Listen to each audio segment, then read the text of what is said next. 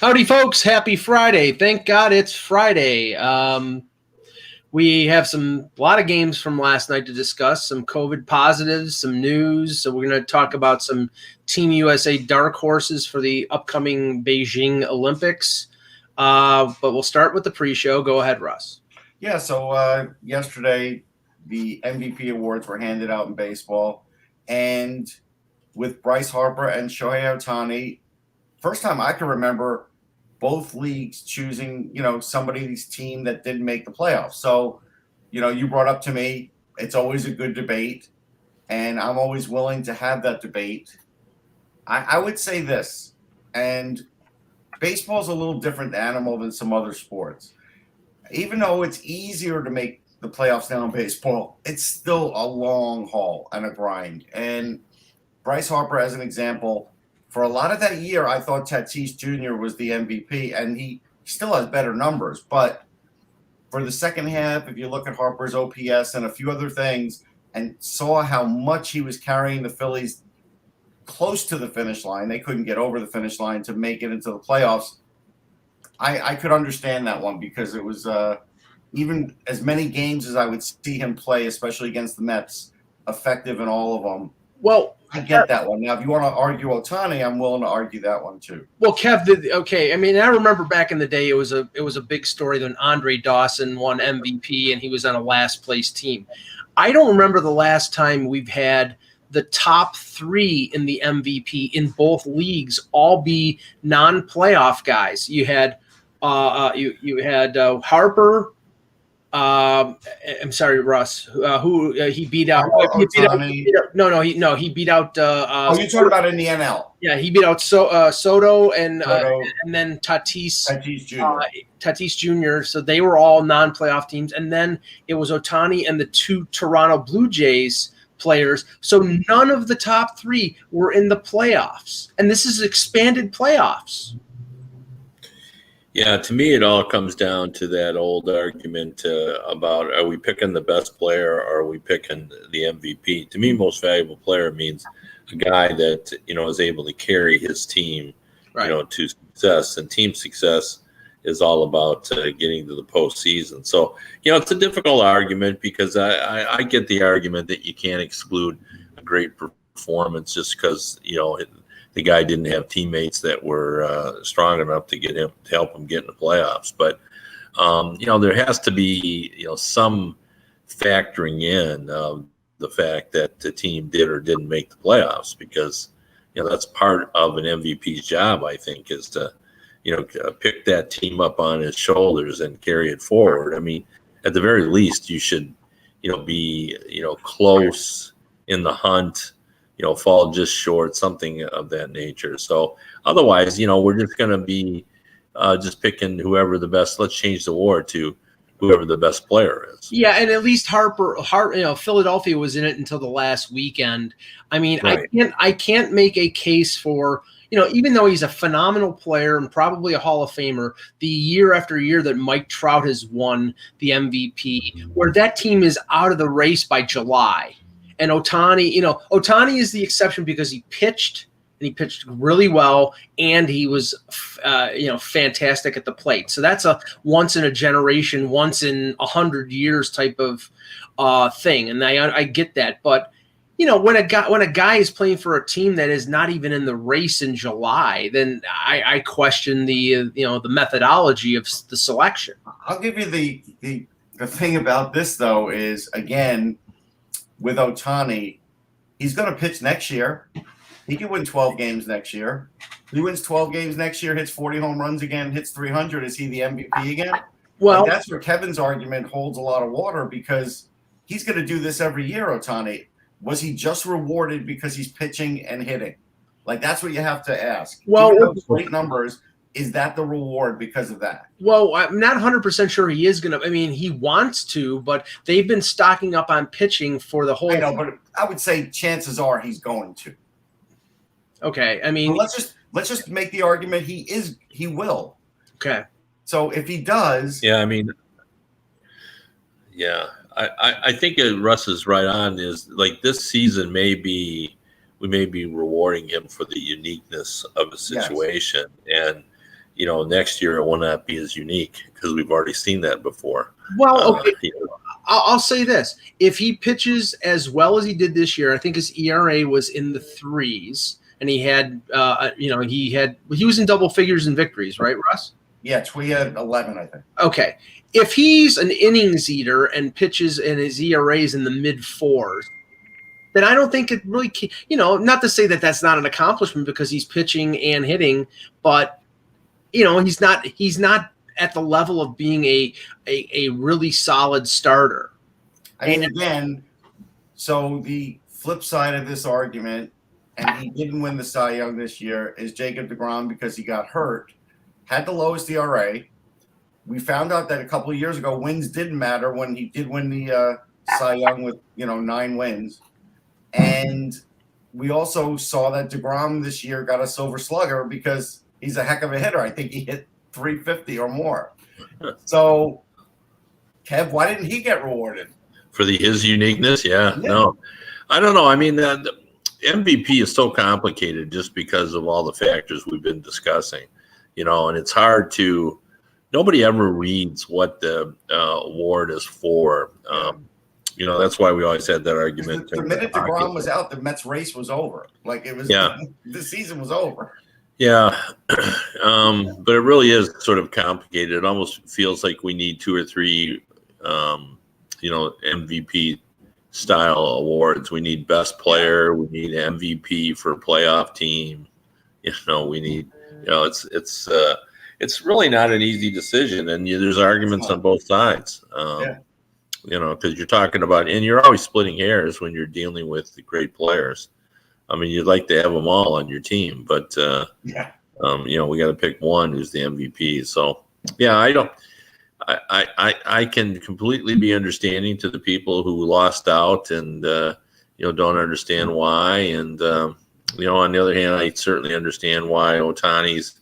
This really was a unique situation, and when your ERA is in the 3s as a starting pitcher, you're doing something these days. This is not 1968, or 67 when Gibson, then everybody had microscopic ERAs. One more baseball thing that, will affect local economies. So, Rob Manfred yesterday gave this really tone-deaf interview and basically saying how a work stoppage increases the talk to get a new deal done.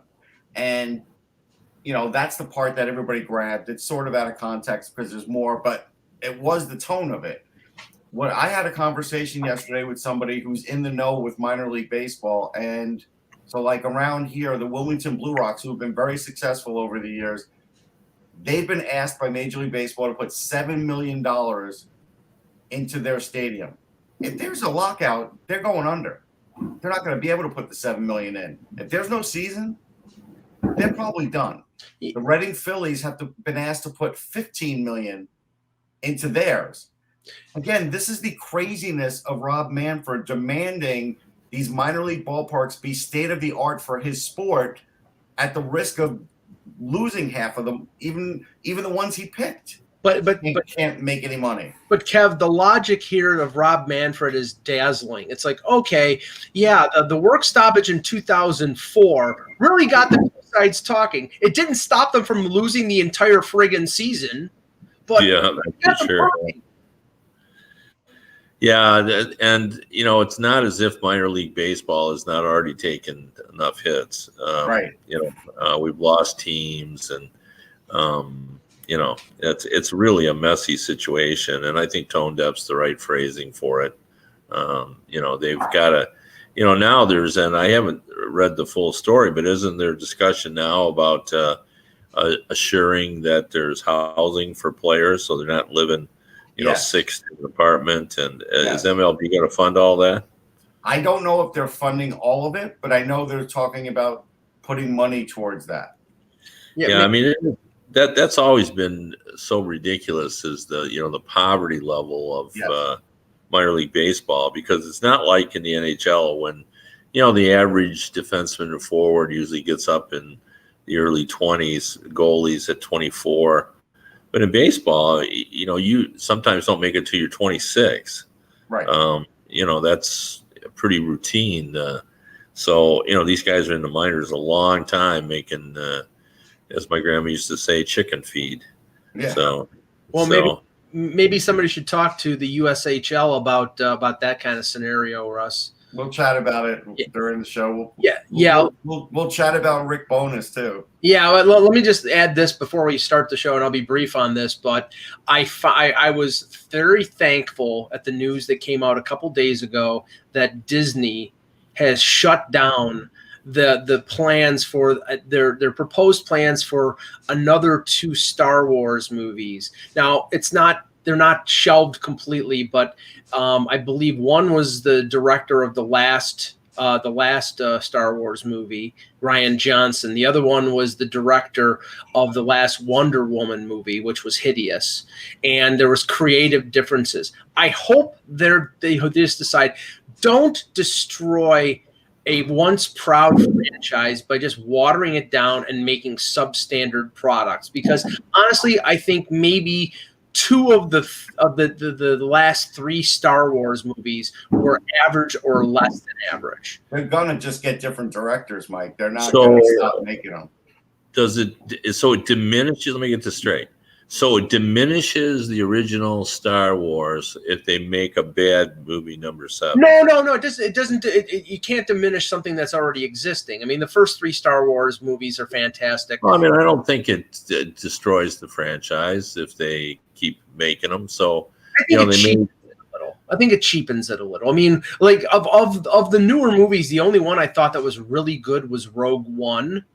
And Rogue One was good. Rogue One was good, and maybe the first, the one where Han Solo dies. Well, I think you have a right to keep trying to hit a good one. So I mean, movies sometimes are good and sometimes they're. I mean, Mike just gave out a key spoiler too. Unbelievable. Russ, it's been out for 7 years? If you haven't seen it by now, screw you. Okay. Hello, Hockey World. Today is Friday, November 19th, 2021. I'm Russ Cohen from Sportsology. Kevin Allen, Hockey Buzz. And I'm Michael Agello, and this is the Hockey Buzzcast here on HockeyBuzz.com. All right, let's start with some of the games from last night. And okay, I just have to start with this one. And I think I mentioned it earlier in the week, but I'll just mention it again. The Buffalo Sabres have regressed to the mean. It's like, to use the Denny Green line, they are who we thought they were. They're 500, and I didn't expect them to be 500 into November. I thought they would be where like Arizona is right now. But they're working, they're trying for Don Granato. I'll give them that credit. But they've lost 6 of their last 8. They got poleaxed by the Calgary Flames 5-0 yesterday. And Kev, the thing that I think is more concerning for the franchise, I was at the game on Saturday when they played the Leafs, 7,900 fans for a Leafs-Sabres game, and it was mostly because the border situation had not changed. Apparently it's going to change where Canadians can come across the border without a test, which in Canada costs them a couple $100.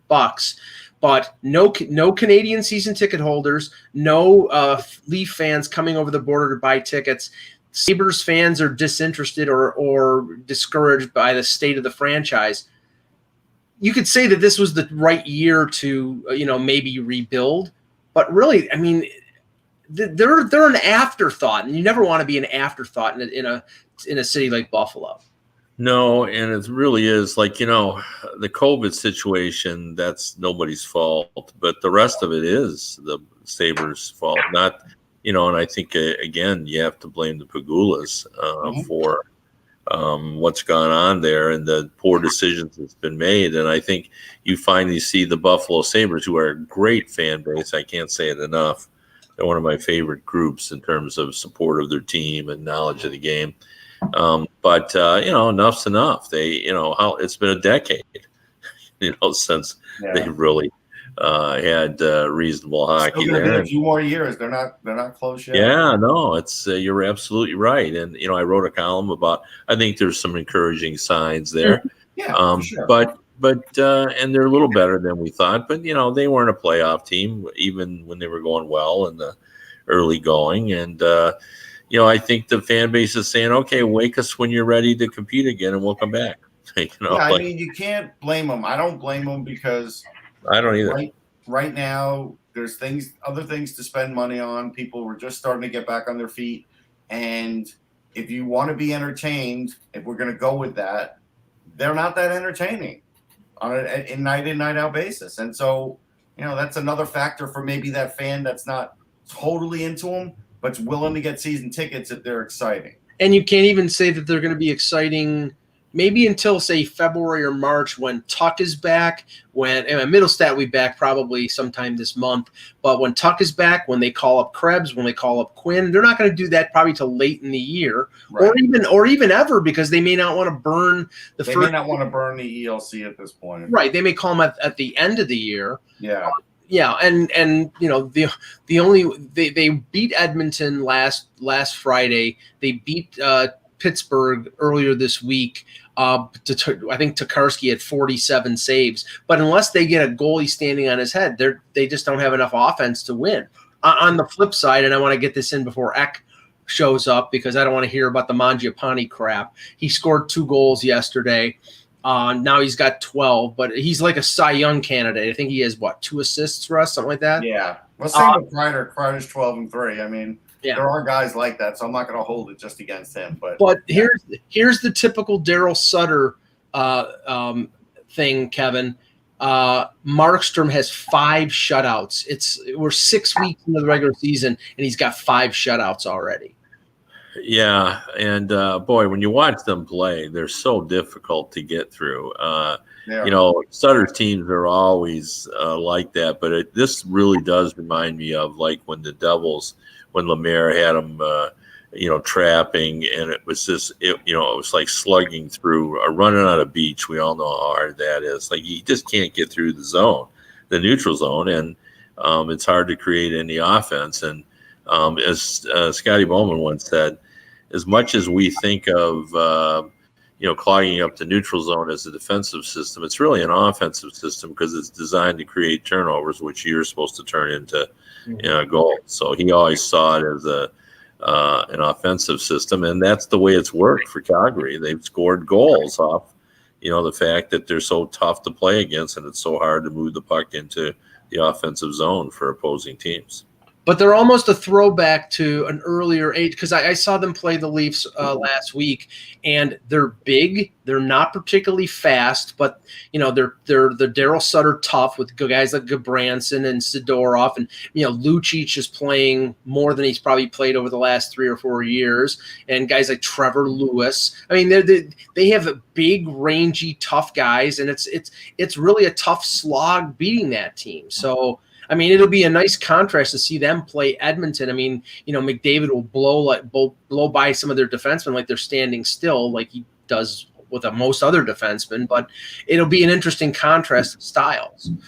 Okay, let's get the Leafs stuff out of the way. Leafs win 2-1 over the Rangers last night. Again, the thing I'm encouraged about and I told Russ this after the game. Red Wings, who are really poor defensively. The Red Wings are poor defensively, and one of their issues is, they can't stop anyone from moving through the neutral zone. So when they have time and their opponents get in the offensive zone, they're either coming 3-on-2 or they're coming with speed, and the Red Wings haven't been able to stop them. The Red Wings have gotten decent goaltending, but they're still giving up 3.5 goals per game because their defensive play has been so poor. Right. What I was saying about the Leafs, I think you froze up there, Kev. The Leafs have won 10 of their last 11, but they're not winning the way you think the Leafs would win.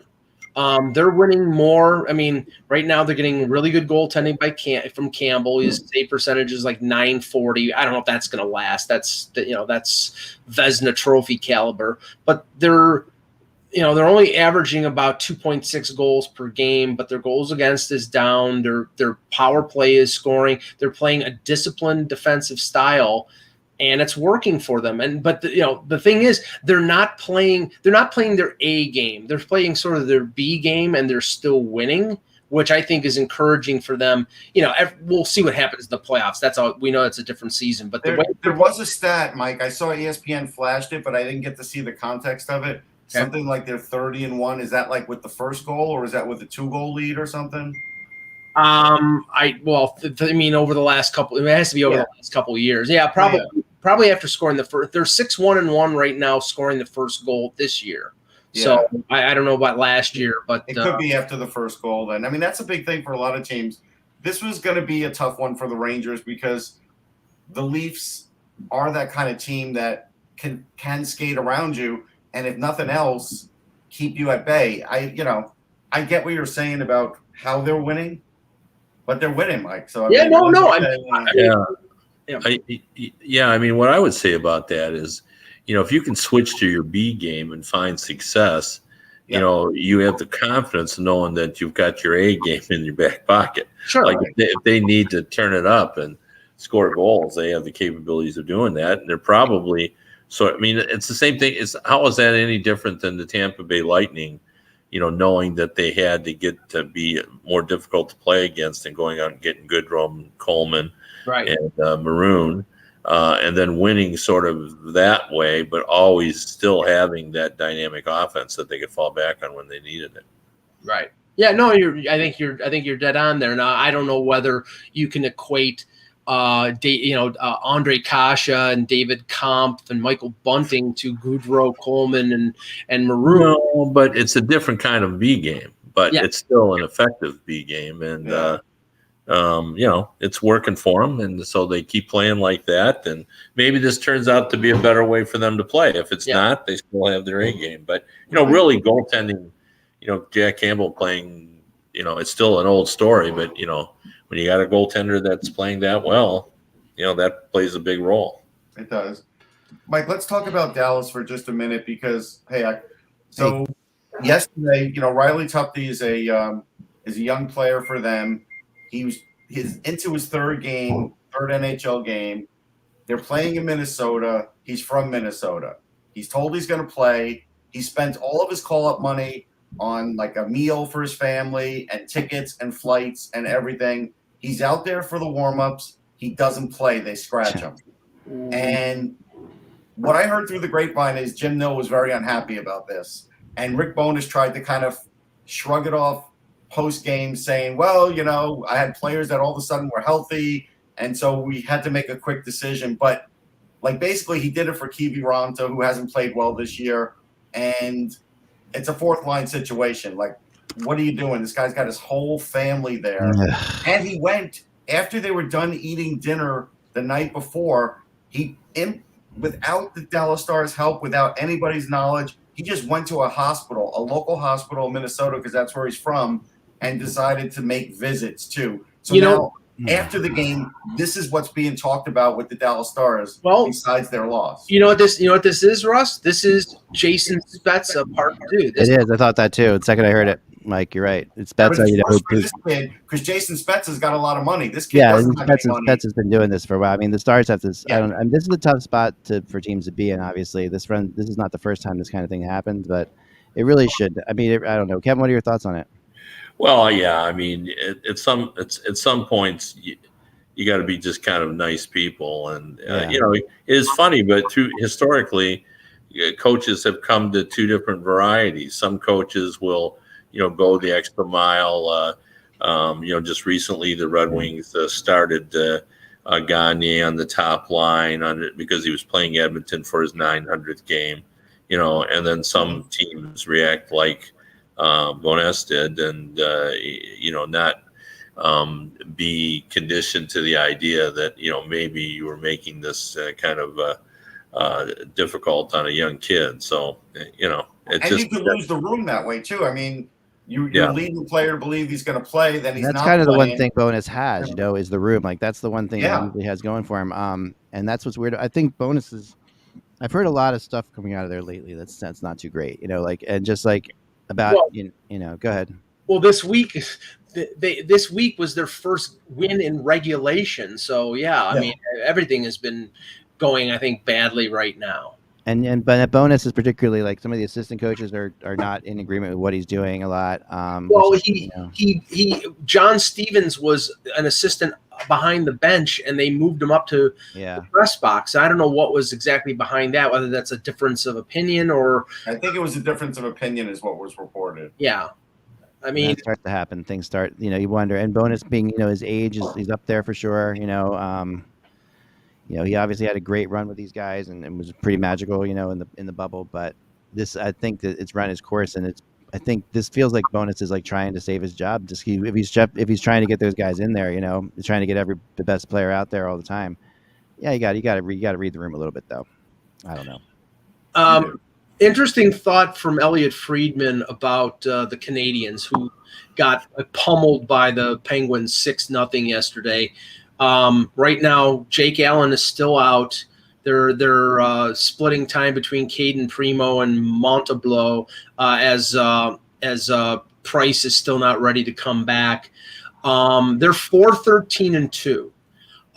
At a certain point, he believes that it's time to basically go toward the Shane Wright sweepstakes and not say not tank. Right. Obviously, but okay, you got Ben Sherratt, who's a UFA at the end of the year. Don't rush Price back unless he's 100% ready. Sort of put yourself in that kind of mode. Cash in on the fact that you made the Stanley Cup final last year, and maybe you need to retool. And whether Bergevin is the guy to do this because he's in the final year of his contract. See, that's Kevin. That's the most interesting thing here. How can you reset, retool, or whatever they're going to do when you don't know what the status of the GM is going to be? Yeah, although when you're selling off, I think it's a little bit different. When say you're in your second year of a rebuild, when you've got to start sort of making plans. When you're just sort of subtracting people, I don't think it's quite as imperative as when you're already in the rebuild process and there's actually a plan in place for how this is all going to kind of work out. So that's the only thing I would say about it. But they should get that disorganized anyway, because your preference would be to have if you're going to have a new guy, to have the new guy in there. But I don't think it's the end of the world if Bergevin is got to move out to the players, because those kind of trades are almost always formulaic. It just comes down to prospect and a draft pick, those kind of things. So I mean, to that point, like Dave Nonis was when he was still Leafs GM, he was the one who traded guys like Cody Franzen and they for draft picks, and I mean they continued that with Lou there and with Dubas and Mark Hunter there, but it started with Nonis, who was pretty much a lame duck. So it is possible. And I have to say, only because you brought up Nonis, he traded John Michael Lyles after warmups in the Winter Classic. For Tim Gleason, yes. That was nuts. That has never happened before. It will never happen again, but it happened. The guys get traded after warmups, but that at a Winter Classic, that's pretty crazy. That was crazy. What was it? Mike Camilleri got traded in the middle of the game. Yeah. He was playing for Montreal or either Calgary or Montreal, and he got traded in the middle of the game. I've told it before, but one of my most fun stories was when Forsberg got traded. Because I was talking to people on the Wild in Nashville at the time, and I was talking to different people, and they kept saying we're going to make this trade for Forsberg, and I said, well, I'm at the game right now, and I'm watching him warm up, for the Flyers. I'm like, it's a little hard for me to go with that. Like, trust us, we're gonna happen. And they were surprised he was out there for warm-ups too, and sure enough, they announced the scratches a few minutes later, and it was he was scratched, but now it was kind of crazy. Now, Russ, you were at a game last night where you had two potential Olympic goaltenders. Carter Hart less so than Vasilevsky, and I saw, I would say, easily three bad goals. The goal that Hart let in to give Tampa the lead late in the third, the goal that Vasilevsky let in with 8 seconds left to go in the third. Those were both. I'm not saying the last goal. Can I talk about this for a second? Because the last goal that Carter Hart let in was a bad goal, but it was Kucherov, right? Was it Kucherov who? No. Stamkos, right? So to Hart's, it's not a great goal, obviously, but you also have to realize that Stamkos made a hell of a play on that. Like he throws that puck on net so quickly, that the goalie's not ready, obviously, and he also puts it low on your skate right on the post. That's a tough spot for a goalie, because unless your skate is angled out perfectly, you're in trouble. Like, you have to getting your skate up against the post is a really hard thing to do perfectly. And when Stamkos is so fast, does it so quickly, it is a bad goal, but it also is one of those things that's a Stamkos goal. Like, that's a goal scoring goal there. He realizes what he's doing. He knew. Yeah, exactly I felt like Hart did take his eye off it for a second though, and that's what it was, because he was legit shocked. No, I agree. The end of the game one was definitely fortunate, but I think connecting with the kerfuffle that he caused in front of the net, and it probably almost hitting his leg, I think that kind of threw Vasilevsky off. And so that happens. But that game was wildly entertaining. Yeah. But the only thing about that game that's bad for Philly, it was not bad for Tampa, because Tampa got killed in the first period and then played well the rest of the game. There's a lot of debate whether the Flyers dominated the third. It really doesn't matter, because with 8 seconds to go, they were losing. But the point was, Tampa was doing mostly what they wanted. In the second period, John Cooper did something that a lot of coaches don't do anymore. He was down 2-0, and he played the Braden Point line probably every other shift. Yeah. And so by the middle of the third period, Braden Point had already 19 minutes of ice time. I don't know what he ended up with yesterday, but I know he went well over 20. Yeah. He made a difference, too, because all of a sudden with them coming back, it just goes to show you that even though with all the players out for Tampa, like that they lost, it doesn't matter. They still know how to play a game, win a game, and they were more than willing to wait Philly out as far as playing like heavy in the offensive zone in front of the net. They were more, even down 2-0, they didn't panic, but they did start standing up 3 guys at center ice because they didn't want to go down 3-0. I mean, they were wildly out shooting Philly when they were down 2-0. Yes. I mean, and the other thing about that is, your Braden Point, though, and I've talked to somebody in Tampa about this before, obviously such a great player, an underrated player, if that's possible to say he's underrated, maybe not anymore, but still kind of underrated. But also, when he's on his game, you want him out there all the time. He was just, he has another level too. Like, and I think last night you saw that other level that Braden Point has. Yeah. Which is not, he's always there, but he's not always at that level. Like, that's the playoff Stanley Cup final Braden Point you saw last night. And when he's playing like that, you put him out there every other shift if you can. And Victor Hedman, that's what Cooper was doing. And Victor Hedman in overtime especially, but really the whole game, but in overtime, when it's 3-on-3 like that, it's hard for a defenseman to really dominate a 3-on-3. You can do it offensively, but he did it offensively and defensively. He was ripping down the ice to cover on defense, and he was ripping down the ice to get shots on offense, and he absolutely made he was the biggest reason why that game stayed tied in overtime. So again, they still have enough players. They do. No, they do. I mean, they are very, very good. We should get into the let's get into our topic. Can we get you guys started yet, or no? Well, we couple quick things. Yeah. One, we have to mention this the USHL situation, Russ. Oh yeah. Now was it Omaha Lancers? Yeah. The USHL released a statement yesterday. Apparently, there were complaints from the Omaha Lancers players regarding not being fed correctly. I mean, Russ, you were the one who told me about this. I couldn't believe the story when I heard it. Yeah. So first they fired a coach. It's only been there a few months, and I think had a winning record going into the firing. So that didn't make the players happy. But also earlier, and I guess it was maybe the week before, they were trying to use an injured player as an assistant coach because they're trying to now make financial cutbacks. So that didn't go over well. Then the story comes out that, they may have cut back on the players' meals, post-game meals, and they're not feeding them. And so then you kind of find out, well, the players had decided yesterday that they walked out of practice and they weren't going to play their next 3 games, that's how they play over the weekend. And they weren't going to play. And then all of a sudden the USHL finally put out a release. But like Kevin knows, these teams got hurt badly last year. Some of them didn't play at all because they couldn't afford to. And now when you have something like that going on, Kev, that could really hurt a league. Like me personally, the USHL, if those things are true, they have to find a new owner for that team and vacate these owners. Like, it's just or take over the situation, especially when you're dealing with teenagers. Like, you know, you got to feed them properly. That should be baseline. And it's bothersome to me when you get involved in sports at the ownership level. It's not like you don't know what you're getting into. Like, it's well established that you can lose money.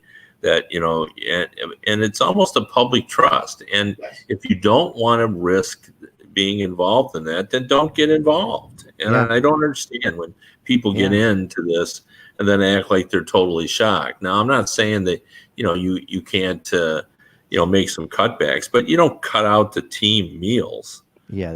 If that's what they were doing, like, that makes no sense. So this is a development league. These are teenagers. They're still, some of them are not even 18.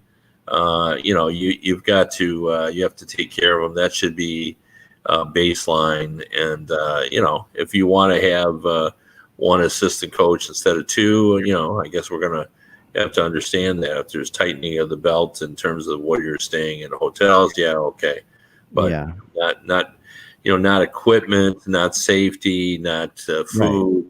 That's not where you cut. Yeah, and we've seen this in other leagues. I mean, remember the Flint situation a few years ago in the OHL where the owner was sort of running roughshod and like just making really stupid decisions, and the OHL commissioner banned the guy for 5 years and fined him $250,000. So, this is something that should have been brought to the attention of the league. It has been, and now hopefully, they rectify it. But I mean, we know that professional leagues had problems last year. The ECHL, half the teams opted out. The American League only played 25 some odd games. So it's like, I mean, it's tough all the way around, but but anyway, so Russ, you wanted to bring up the Islanders.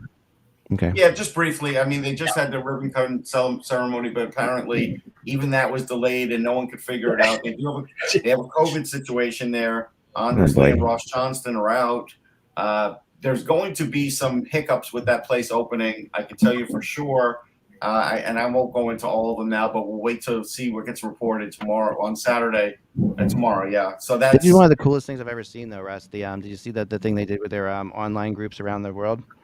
No. So they have, so basically there's these, these online little, Reddit type forums or whatever for the Islanders. And they have, all these places like, Islanders fans who are in Canada, Islanders fans who are abroad, Islanders fans, female Islander fans, all the different things, as there is on everything on the internet. Well, they went to all these online places, got each of their logos that the online place has created, this Women for Islanders or what have you. And they put them, they painted them onto a part of the building inside that you can see from the ice. You can see these fan logos from their online communities. I think we'll keep an eye on it tomorrow. They're going to open. I was going to say that's great, but then the Islanders fans in Long Island can't get to the game without taking a shuttle and taking 45 minutes to get from the parking lot. I mean, it's not 45 minutes, but it's far. But the last thing we'll say is we didn't all figure, Kev, that they'd be in last place, but they're in last place, and they're missing good players. And now it's not a guarantee that they will quickly get out of last place either. No, it's not. It's definitely not. All right, we should get into our discussion topic for USA players. Kevin wrote a really good article this week. We had a lot of discussion about goaltenders for Team USA for sure. Campbell continues to just impress. Is probably the best goalie in the NHL right now. Right, but we'll see what happens, and we'll also see. And Kevin, you wrote a good story about this. Well, I'll just lead Kevin into this. Mm-hmm. Campbell's playing fantastic. Campbell's leading the NHL in victories. Campbell could make this team as one of the three goalies. He will not be the starter. Well, we'll see. But Kevin, what are your thoughts? If he makes the team, I don't know. I think if he makes the team, he's got a shot at being the starter. No, he doesn't. I decided to write the column the way I did because I thought I just wanted to give readers kind of a glimpse of the process. So I actually talked to some people who were involved and just to see how they were looking at it, and they were very consistent with what I remembered and what has sort of been the way USA Hockey does it. Yeah. They're going to factor in international experience. They're going to factor in the pedigree of the goalie, and they're going to factor in how well they're kind of playing now. But both of them that I talked to, both were eager to point out that historically the reason why they always take a young goalie as usually for the number 3 goalie is teams aren't real thrilled to send their goalie over for a lengthy period of time. And, Campbell would be just a great example. If he's not going to be a starter or a backup, right, then, the Maple Leafs really want him going over there and sitting around as opposed to, getting some rest and relaxation, as opposed to being on the ice and, practicing. And, you're going to the Olympics, there's some pretty late nights. The athletes tend to, congregate, have a good time when they're not competing. So, I think there's probably some, some truth to that. I can't imagine the Maple Leafs would be thrilled to have him over there if he's not the first or second goalie. The other issue is, and I couldn't get anybody to say, but I didn't even, even though I know how this works, I had forgotten that they had to turn in their list of 55 people, which probably is no more than 5 goalies, a long time ago, long before this hot streak started. Right. So is Campbell even on that list? Now, saying that, there has to be a way, I'm sure there is, a way to get him on there, but it's complicated because of pre-Olympic drug testing. Right now, if you're not on that list, you're not getting tested. Right. So, right. And you're close enough now. Yeah. Yeah. So, I mean, it's not like they're not aware of Campbell. Yeah. He's been part of their program. As Russ pointed out, he did win a World Juniors. But, the one advantage that I think, and the oddity of all this, and both guys pointed this out, I don't know why this is relevant, but Jack Campbell's actually older than both those goalies. Yeah. Like if I asked you that off the top of your head, you wouldn't think that was true. Yeah, you wouldn't think that's true. But he is. Not that he's old; he's only 29. But just an aside on all that. But there's still ways to go. They won't actually get serious about this until the mid-December. They usually announce it at January 1st. The team and they'll see what I haven't seen any of the advanced scouts yet at games, Kev. That's when we start seeing it. I've been told that the Americans have been all over the goalies. So someone pointed out to me, I went and looked, there are actually 10 legitimate goalies that they can consider for their there are more American goalies, but 10 who are, playing well enough or in a position to perhaps stake a claim. That's got to be a record for the program. I think this is the best U.S. goaltending we've had in a long time. Yeah, I mean, really, as far as U.S. goalies playing in the NHL, probably more than ever before right now, I would say. So let's look at some of the other guys on this team that may not have been on that 55-player list as well, but might also be something that you have to look at. And I think you have to start off with Troy Terry, obviously, who with 22 points in 17 games leads all Americans in scoring this year, as of now. I have that list up of the American point scorers. He's got 22 points. Who do you think's number 2 on this list? I would go with JT Miller, even though JT Miller should be a mainstream guy, but he never is. He's number 4. He's number 4 on the list of score. He's 4th in scoring of the U.S. players, but Kyle Connor's number 2 with 21 points right now. But Kyle Connor was going to make the team. He's going, right? So he's a guarantee. Gaudreau is 3rd right now with 19. He's going, right? So I guess so. I didn't originally have him on, but he's played well. But the only reason I didn't have him on is can you have Kane, DeBrincat, and Gaudreau? I mean, is that what you want? Do you want 3 smaller players? Yeah. So Troy Terry, what are our thoughts? Does he have a shot?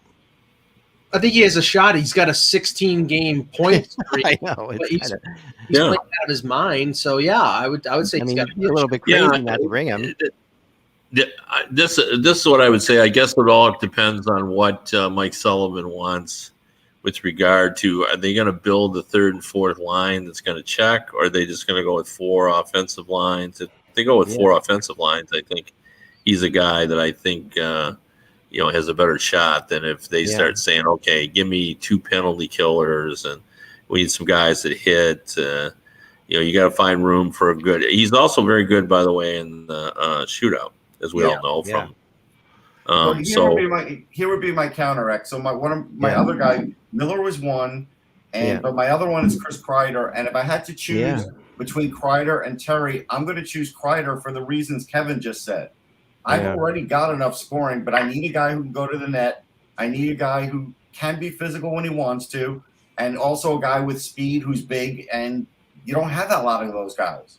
So I know he wasn't probably on that original list because last year he had a good year but then tailed off. But this year it's kind of unmistakable he's having a great year. Well, okay, I think some of the dark horses are dependent, obviously, on whether players are going to be available based on injury.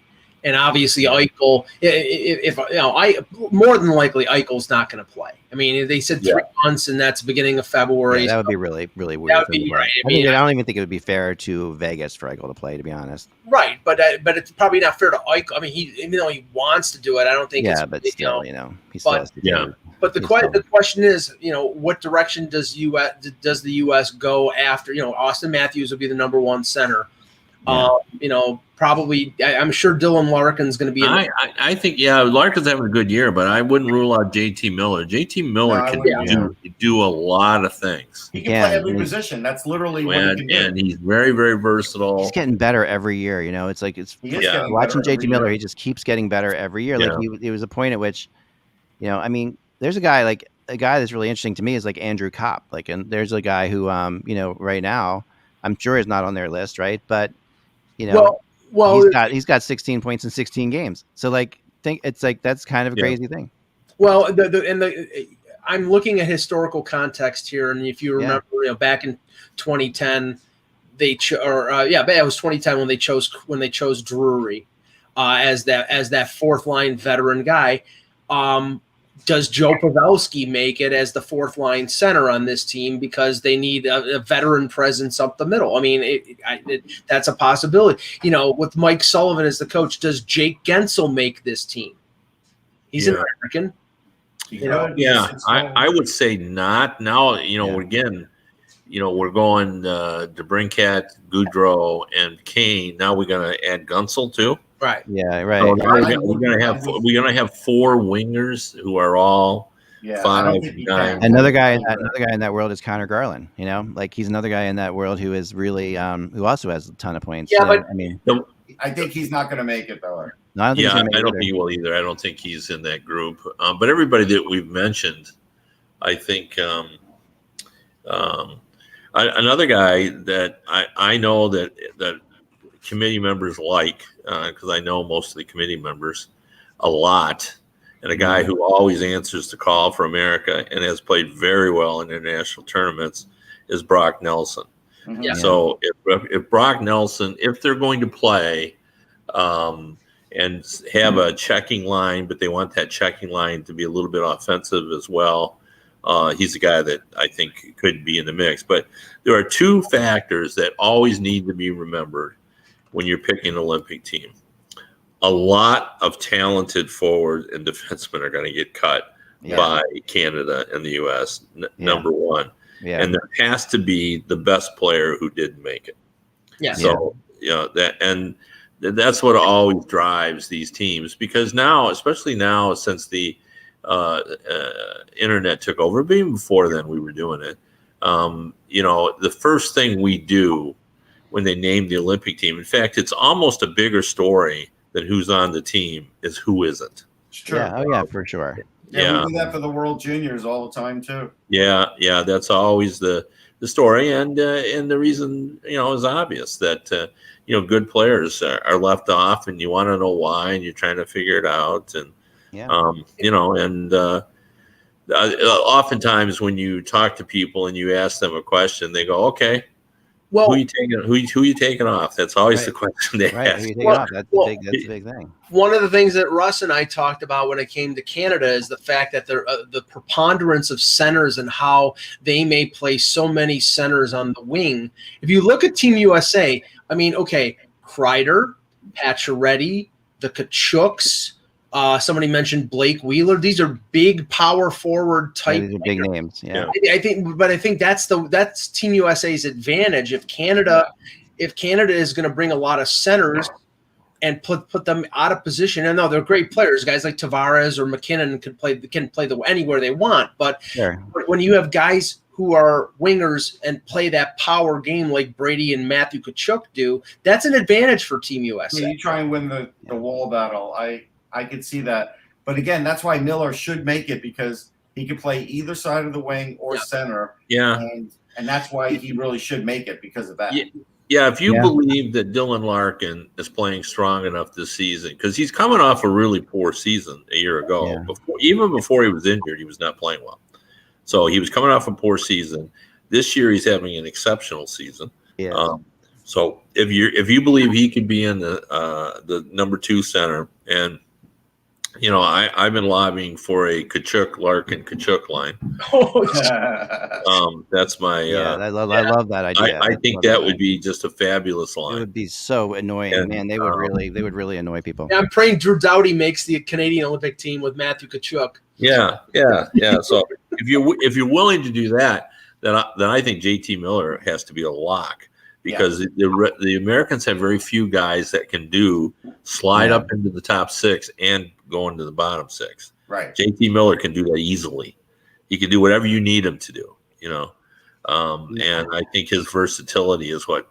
And if somebody gets hurt, JT Miller's your second center. Heck, he could end up being your first center. He could be if someone gets hurt. So now, what's interesting here as well is defensively. It feels like they have their whole defense kind of set, right? It is. It feels set to me. Yeah. Yeah. Some of their top scoring defensemen in the NHL right now that are Americans, at least, like the leading scorer right now is Adam Fox. He's going. Yeah. No brainer. Yeah. But then after that, number 2 is Shattenkirk. No, he's number not. Number 3 is D'Angelo. No, he's not going.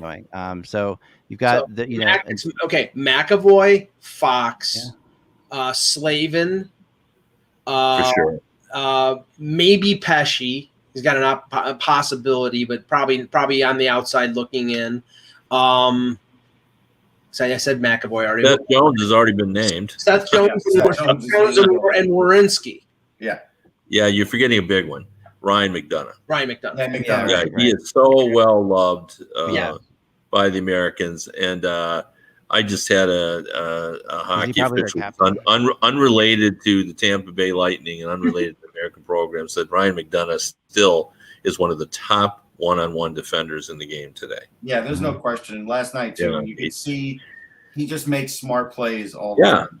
He's very good at defending. He's an elite level defender, and he can pass just well enough, and can contribute. And again, Americans has always loved him. I remember that when I was embedded with the Olympic team, and I followed the process along with Scott Burnside.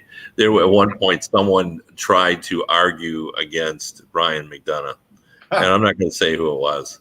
But the conversation lasted about 40 seconds as every other general manager said, "What are you talking about?"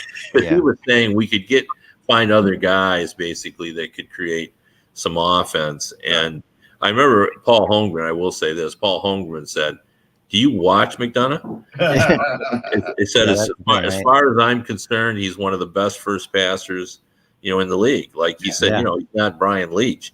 But, he can get the puck out of his zone and he can get it to a forward. Now, somebody in the chat said John Carlson. I think Carlson's a tough one. That's a tough one. Yeah, he's but the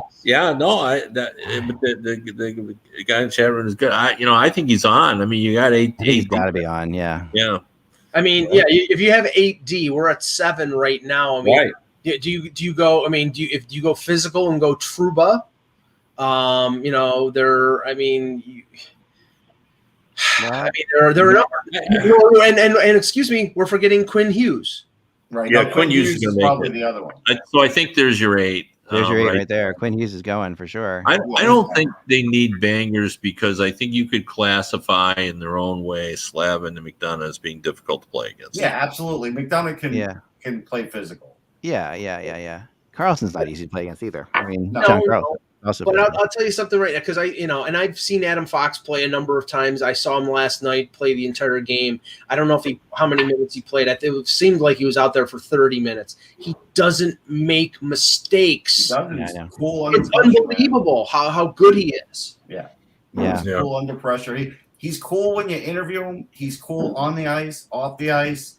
He's always been that way. Like and McDonough's very similar, except McDonough's even more quiet than Fox. Fox has a little bit more personality, but they're very similar in the way they go about their game. It's just Fox is a lot better offensively too.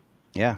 Speaking of that, I've spoken before about in my long career, one of the most mature 17-year-olds I ever interviewed was actually Jeremy Roenick. And the irony of that, of course, is when he was 17, it was like he was 30. He's so driven and focused to be a hockey player. And when he was 30, it was like he was 17. Right. He went back, and all of a sudden he got a little wilder, and he sort of lived the life he didn't live when he was a teenager. Well, when you're betting like $100,000 a golf hole. Yeah. Well, but I bring that up because last night I had an interview with Sebastian Cossa, who was a first-round pick last draft. He's a goaltender. He's 6'6". He's gigantic. One of the most mature 17-year-old, I guess he's 18-year-old interviews I've ever done. It was just a real fascinating draft. He's very into the technical side of the game, and it was just interesting. It was like talking to a veteran player. So, he's got it all figured out in his head what he'd like to accomplish in terms of a timetable. And I'm thinking to myself, you certainly have the confidence to pull this off. Yeah, I mean, that's something. I mean, there is a team that we're player we're mentioning, a defensive player we're mentioning out there who is number one on his team, the best player on his team, top points, top everything. Who's an American defenseman that we have not mentioned at all. Go ahead. And that'd be Shane Gostisbehere. Yeah, I know. Who right now is, I mean, I know he's not going, but right now he's leading the Arizona Coyotes in points. He's leading an AHL team in scoring. But the other thing about the most remarkable thing about Gostisbehere's stats, he's the second most minutes played per minute on the team. The Coyotes are a minus 35 together as a team. They're 35. They're 35 in the Desvet. Gostisbehere's an even. He's even at 0. Yeah, he's going to get traded. His reward is to get traded. Yeah. They're gonna get something for him. And that's pretty crazy though. That's a pretty crazy stat. I mean, well, it's I still don't think they'll get a lot for him.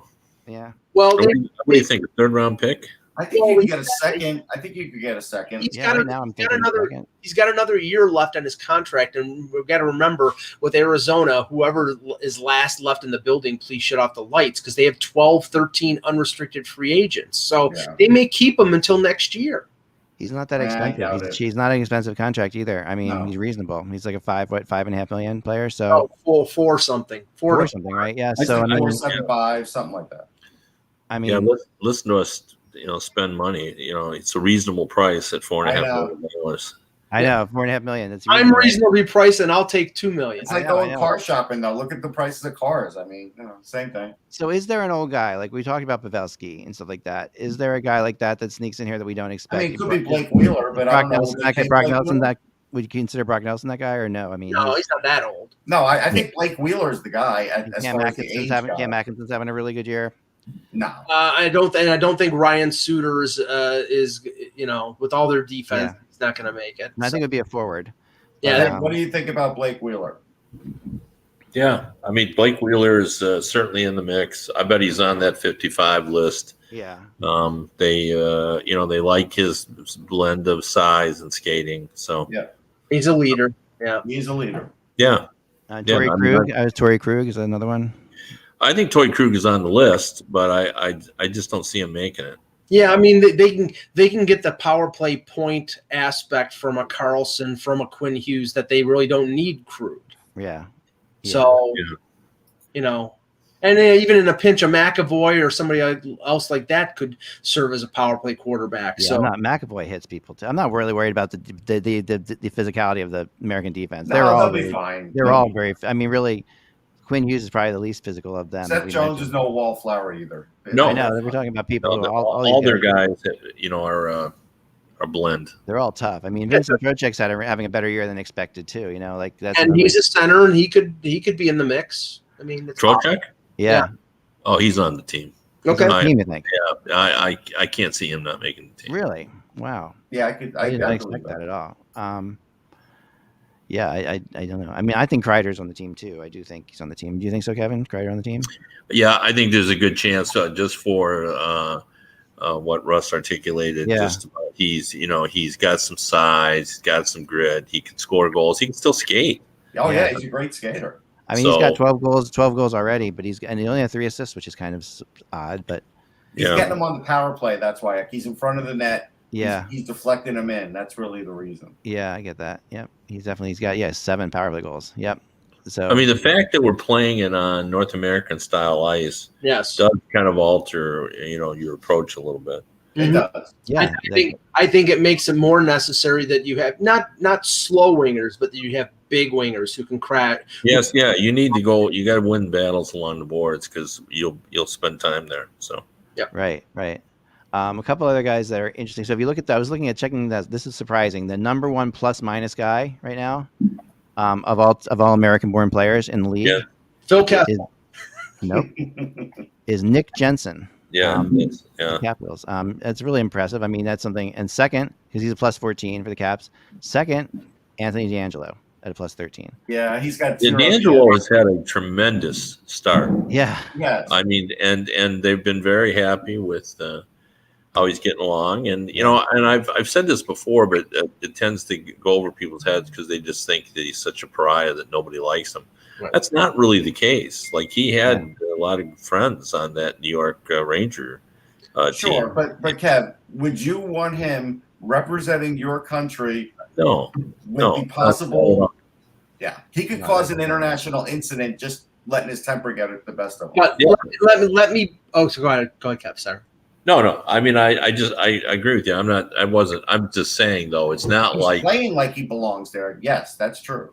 Yeah, I mean, it's not like he doesn't have that. No one speaks to him in a locker room. But let me be the skunk at the garden party, because yesterday it was reported that the president is considering a quote diplomatic boycott of the Beijing Olympics. Meaning, now what that means is they're still going. I mean, so that's sort of meaningless in a sense. But you've got COVID canceling games. You've got the current administration at odds with the Chinese regarding COVID, the origins of COVID, and a few other things. Again, this is not guaranteed yet. I keep saying that. Maybe I'm wrong. Maybe it's going to happen, and everybody wants it to happen, but it's not 100%. Yeah, I mean, I definitely think we're going, and the reason is there's too much money invested already. If this was a year from now, and you could call it off, but you call this off now, people have lost an incredible amount of money. And Japan really took a beating for calling off the summer games. I mean, that was really they lost a ton financially. A lot of miracles. Ted, you weren't on yesterday. Yeah. They're going to have to decide whether there's going to be a host country team. I don't think there should be. What's your thought on that? For China? Yeah. Yes. Yeah. I'll say what I always say in this situation: if they want one, they should get one. That's their tradition. Yeah. They should have one. But if you don't want to go through it, then don't. I don't know. If the current government in China wants to lose games 38-0, which they might, and that might be the ugly PR thing that they want to avoid. Right. Yeah. So, and even though these boycotts, the boycott doesn't, like you say, the diplomatic boycott it doesn't mean anything. Like you say, Mike, it doesn't mean anything. You're right about that, but it does mean something to China. There is like an ego thing involved with that kind of thing that goes on at a level that we don't really have anything to do with, among leaders and things like that. Yeah, because this is for them. This is a major public relations event. They want to put a show on. And they want their country to be looked up on as a place you want to go visit. They want to go see. I mean, I mean, I remember as a kid, like I remember like the Innsbruck Olympics, and always when I saw that how beautiful it was, I'm like, I want to go to Innsbruck someday, and I did. I eventually went there as part of like I had a Eurail, and when I was out of high school, and I'm like, one of the places I'm going to go to is Innsbruck, and I went there. And I went to where they held the opening ceremonies, and I sat in that stadium. And that was pretty cool. Like there's something to that. See, I never wanted to go to Sarajevo, but that's for other reasons. I've always wanted to go to Lake Placid, but it's too far away. Yeah, right. I've never been to Lake Placid. I always drive by it. One day I got to stop it. Now that you mentioned Lake Placid, I'm just obligated because this is my personal mission to bring it up yet again. That in Lake Placid, where they have this historic old arena, the same arena that the boys played in, there's no on the ice. There is no spot from where Ruzioni scored that goal. Yeah. Why that is not there? It makes no sense. Boggles my mind. It should be there. Should be a giant circle there. With and so that everybody who skates on that ice knows where Ruzioni was. I don't understand. I brought it up. Everybody that I bring it up to who could do something about it always says, "Oh, that's a great idea," and nobody does it. I think that's phenomenal. We should. I think we'll just go there and paint it on the rink, Kev. That's all. Let's do it. The one thing I would say about that arena, Rust-Oleum. I'll spray it on. I have so many friends who have kids in youth hockey. And that arena is such a place for youth hockey tournaments. I mean, they have everybody. I think it's amazing. What is awesome is that all the kids have gotten to play there. Like all these young kids, and there are so many kids. Like our buddy Captain EO here, his son has played there 3 times now. He's been in at that ice. Well, Russ, we're going to be driving past Lake Placid when we go up to Montreal for the draft in July. I'll stop by Home Depot and get a can of spray paint. There you go. There you go. I saw them the first advertisement yesterday, by the way, for the Olympics on NBC. On NBC, right? Yes. Yeah. I saw the advertisement for the Olympics, and they led off with a "Do you believe in miracles?" moment. It was like that was how they led off for their first advertisement. One other thing to know, because I got an email on it. So Pfizer and Moderna basically gave the IOC vaccines for all the traveling people, players, all those different things. Whoever needs them, they're all going to get them. To me, it's unbelievable that the IOC pays for nothing. They really pay for nothing. That is. I'm sure they did it for free. I'm sure it was no cost. There you go. Well, the other thing, speaking of COVID, like I thought it was kind of cool that. I mean, I know it was frustrating for the Red Wings, but you like to believe that there's no line jumping going on with professional sports. Like we know that it takes time for COVID tests. I'm in Chicago because my granddaughter had to quarantine because someone in her class has COVID, and she had to be tested. And of course, it took 36 hours, 2 days to get a test back. So you like to think, well, that's what happened to the Red Wings. The Red Wings, took their test in the morning, and it took till 9:30 or 10 o'clock at night to get the test back. They expedited it. That's not what happened. It's just that Dallas doesn't have the 30-minute, same 30-minute situation like the Red Wings have at home. And when they're back in Detroit, they get the results in 30 minutes. So, professional sports are able to line jump to a certain extent. Well, they are making money for a lot of different people, and there's a lot of businesses that work off of it, So that's something. Well, there are a lot of us being one of them. So no, that's true. But I mean, there are a lot of businesses too that they don't have 30-minute test results turned around. So for sure. But those 30-minute test results aren't always exactly the most accurate ones either. So that's a tough one too. That's 70%. That's what we've heard, right? So. But sounds like the Senators are pretty much set, right? They're going to be back Monday. I believe Monday. Monday. Yep. And so everybody enjoy your weekend. Definitely, I'm definitely looking forward to seeing the Islanders play. I think at home it's going to be great. I mean, I know everything that's going on and all the stuff that's still happening there, but can this team finally call a place home? This has been the most absurd. I mean, someone talked to me yesterday about like it or not. I know someone talked to me yesterday about the and there's not enough parking for it, and someone mentioned to me the other day, how can you say who's going to be in by, we always have this big thing. If you're in by American Thanksgiving, you're in the playoffs, you have a good chance and all that stuff. That is, by the way, I was doing research on that. That is every year has gotten less likely. It's interesting. I'm going to do a blog on this, but more and more teams every year make it that aren't in by American Thanksgiving over the last 5 to 10 years. But can you count the Islanders? I mean, the Islanders haven't played a home game until the Sunday before Thanksgiving. I mean, is that fair to them? I mean, you can't count them out, Eck, but the idea is for the next month and a half, they're going to have to play like 650 hockey to get back in the race. If they don't, it's going to be a race against time probably for them. Yeah, and home ice advantage loses its advantage a little bit if you play a bunch of games at home. Like the big advantage of home, if you play a bunch of games in a row at home, like the big thing about a home ice advantage is going on the road and coming home to familiar environments. Then going out, coming home. When you're just home after like 4 or 5 games in a row, it does start to lose its a little bit of it. You get sick of your spouse, and no, never mind. I mean, I'm fortunate for the Islanders because they play in the division they play, and they haven't had to travel as much as most places, right? Like they've been able to play. I mean, they're still the Devils and Rangers are still home games for the Islanders players, basically. So they're still living at home at least. So anyway, that's all the time we have. Thanks everybody for a great week of hockey. Really a fun weekend ahead for everybody. Enjoy the beautiful fall weather. We'll be back next week for at least the first 3 days of the week, I think, before we take over before Thanksgiving. Remember, folks, without the buzz, it is just hockey. We will talk to you all on Monday.